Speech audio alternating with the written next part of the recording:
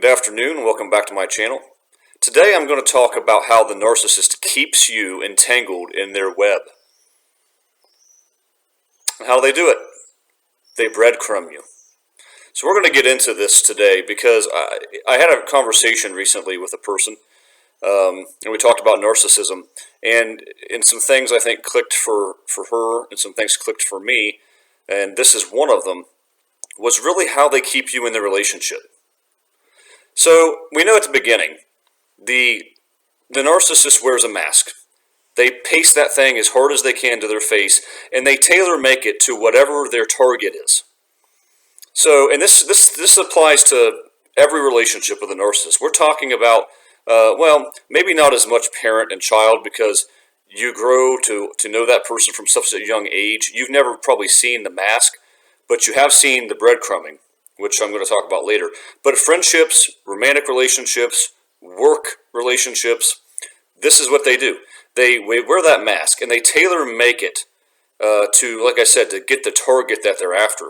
So they might put pictures, for instance, if it's at work, pictures of them and their children.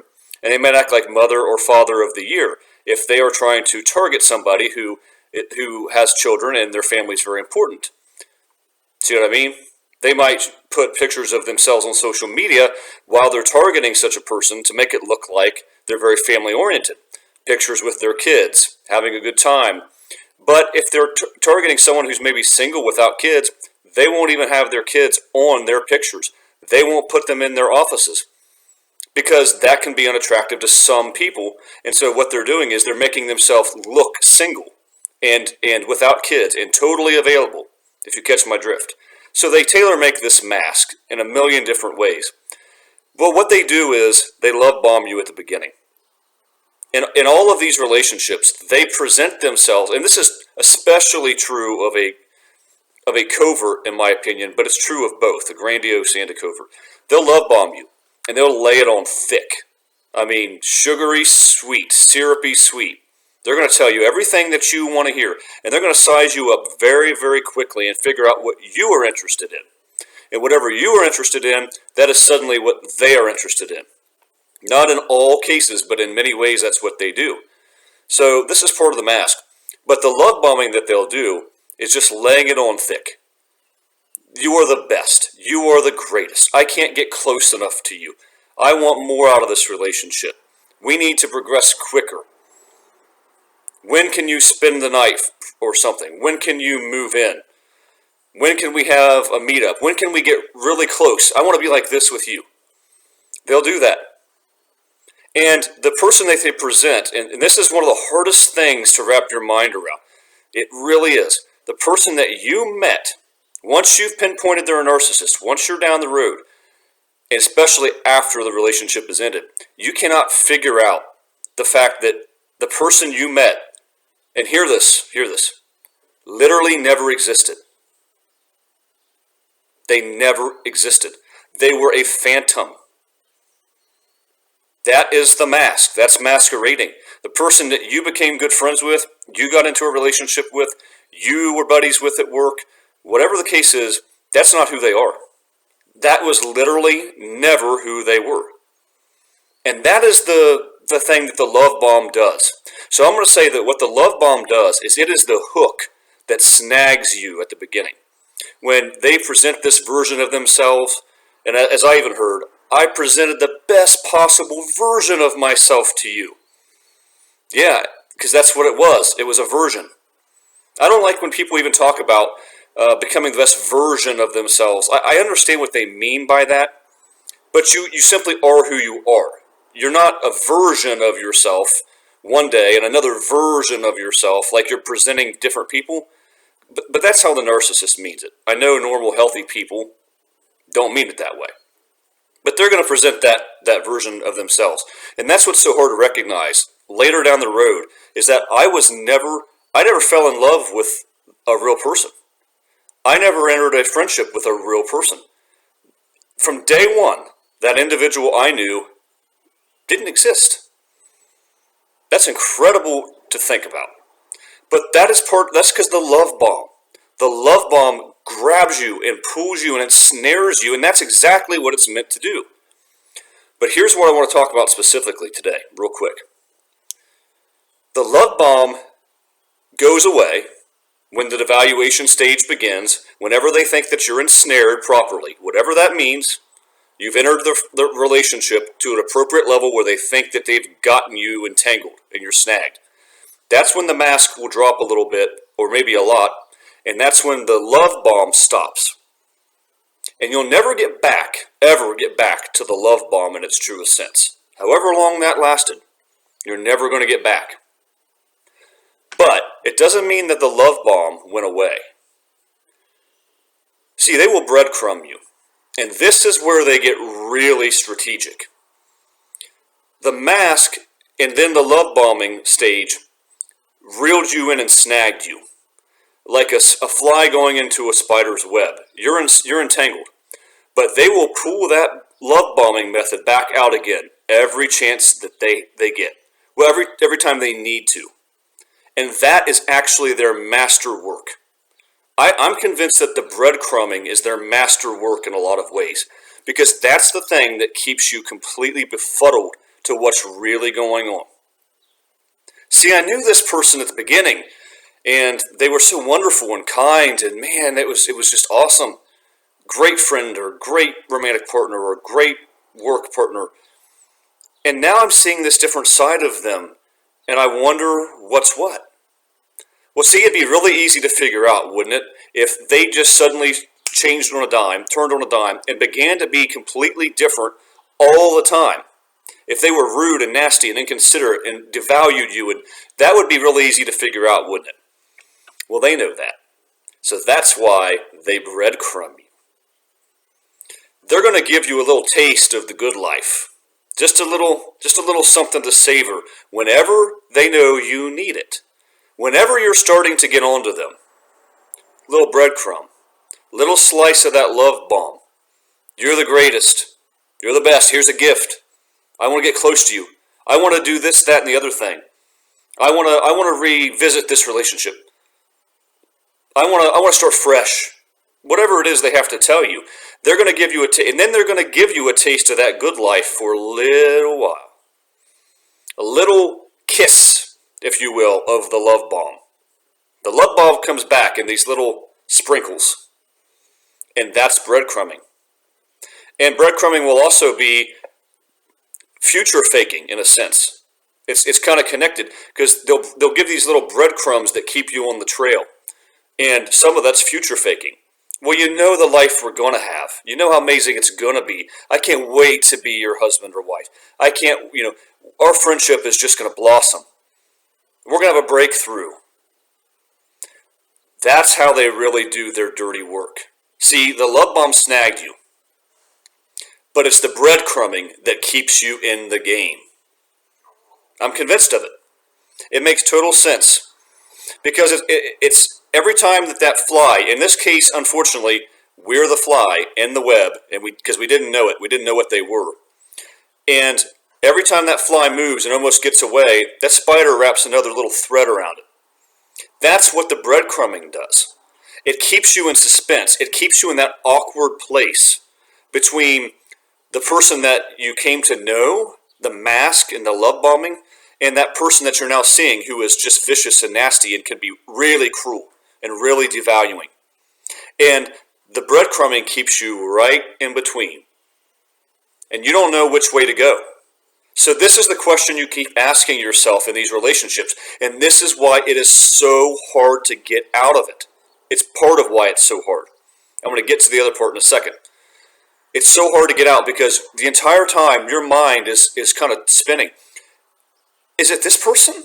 The person I got to know, who was wonderful, and they showed up again, and they bought me this, and we went out to a nice dinner, or we got together and we had laughs, and we had such a great time together, just like it was in the days of old. And then the next day, bam, or the next week, they pepper you, they hammer you with devaluation, with abuse, with triangulation, with silent treatment, with stonewalling. And that whole time, you're stuck there in the middle like that fly squirming in the web, and you don't know what to do. Because the person you got to know and the person you see on occasion through breadcrumbing is is the person that person, or is the person the one that you're seeing now who's devaluing you? Are they Dr. Jekyll or are they Mr. Hyde? And that's the game the narcissist plays. And breadcrumbing is a big way that they do it. They're going to give you that taste, like I said, of the good life whenever you need it. And let me tell you something. They are masters. I mean masters at knowing when you're pulling away. They can sense that you're pulling away even if you don't know that you're pulling away. I can attest to this. They have some sort of supernatural connection with the evil forces in the heavenly realms that I think run, they roam around and they get a gauge for where you're at on a spiritual level. And they relay this information to those under demonic oppression, which is the narcissist. And so the narcissist feels it in their bones. I'm not going to say soul because they're basically soulless in some sense, but they will know it. If you're just expressing a little bit of doubt, if you're starting to question the relationship, I mean, Lord forbid, if you're actually contemplating getting out of it and ending it, boy, they know. Somehow they know. So here's the other thing the breadcrumbing does. It keeps you in that state of confusion, and it's part of the push-pull pattern. They'll devalue you, and then the breadcrumb is the positive reinforcement. Devalue you, devalue you, devalue you, breadcrumb, positive reinforcement. And that is what creates the narcissistic spell, or what people call the trauma bond. That's that incredible place that you can't even fathom, where you're addicted to this person. You know, you're starting to understand they're just nasty, and they're so cruel and mean-spirited, but you can't break out of it because of the breadcrumbing and who you thought you knew. And that's what creates the trauma bond. But that's a narcissistic spell. That's a form of witchcraft is what it is. It plays with your mind. And so between the person presented to you through the love bomb, the person who shows up and breadcrumbs you and gives you those rays of sunshine and hope, and then the trauma bond or the spell that all puts you in, that's why it's so hard to leave these relationships. I get it. Believe me. I totally understand having trouble leaving a narcissistic relationship, even if you've started to pinpoint who they are, because your mind is everywhere. The good life is the thing that they promised from the beginning. Things are going to be amazing in this friendship, in this relationship, in this marriage, in this partnership, business venture, whatever. That's what they promised you. And then when they have you entangled in their web because you said you loved them, or you went through things together as a friend, or you shared so much time together, or you signed business agreements, or whatever you did, that's when they know they have you. And that's when the devaluation begins. But they're going to show up with a little mini love bomb breadcrumbing you every time that they feel like they need to, that they overstepped their bounds, or that you're pulling away, or that you're figuring them out a little bit. And that is what keeps you stuck right in the middle.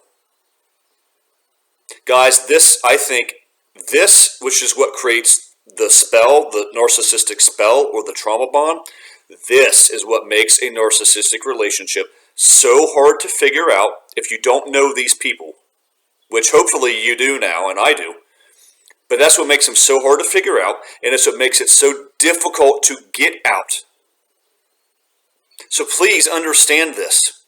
When someone is treating you poorly on a regular basis, or on a rotating basis, or showing you just bad behavior regularly, and it pops up and it pops up and it pops up, that is who they are. That is who that person is. The person you show up that breadcrumbs you with gifts and adoration and praise in between those nasty, vicious things, that is the real person. That's who they are. That's the mask dropping a little bit every time. And the breadcrumbing and the future faking and things like that, that's what keeps you hooked. When you realize that then you have decisions to make. Are you in a situation where you can break off the relationship? Are you in a place where you want to break off the relationship? What would it look like? How would it go down? And guys, do you have kids together? Are you bound together through some other means that makes it impossible? These are hard decisions. I get it. But I want to suggest to you that people who do this kind of behavior, this roller coaster ride, devaluation and breadcrumbing, you can't trust them. You cannot trust these people. And do not hedge anything on that relationship. If you think that you still want to stay in it, I get it. Maybe you have your reasons. I would always advocate, if possible, that once you've figured out who these people are, you distance yourself, because it's not going to get better, and in fact, it's going to get worse, especially in a romantic relationship, especially. But you have to make up your own decisions. But once you see this, understand that's how they operate, that they are a toxic person, that they're very likely a narcissist, and that it's probably not going to get better, almost certainly not going to get better. And then you have to decide what you're going to do. So guys, I hope this helps. But the breadcrumbing of the narcissist is what keeps you in the game. It's the secret potion. It's what really makes you stay around. It is what causes that head to spin. And for you to just not figure out or not know what to do and how to get out, or if you should get out, and that whole series of questions. The breadcrumbing keeps you there. But just understand, the breadcrumbing, like the mask, is not real. It's fake adoration. As good as it can feel, anyone who turns around and then devalues you, they're telling you it's fake adoration. Because people who truly love you and have your best interest at heart don't do that. They don't play the game of up, down, push, pull, Jekyll, Hyde, toxicity, goodness. They don't play that game. So guys, I hope this helps. Drop comments below if you've experienced this. I really appreciate everyone who is watching. I hope it's helpful to you. Also want to do a shout out real quick to Soldier Up, my friend over there. He's got a great channel. Go check Soldier Up. He talks about narcissism and has got a lot of experience with these people in many different ways. So anyway, hope you guys enjoyed this, and until next time, God bless.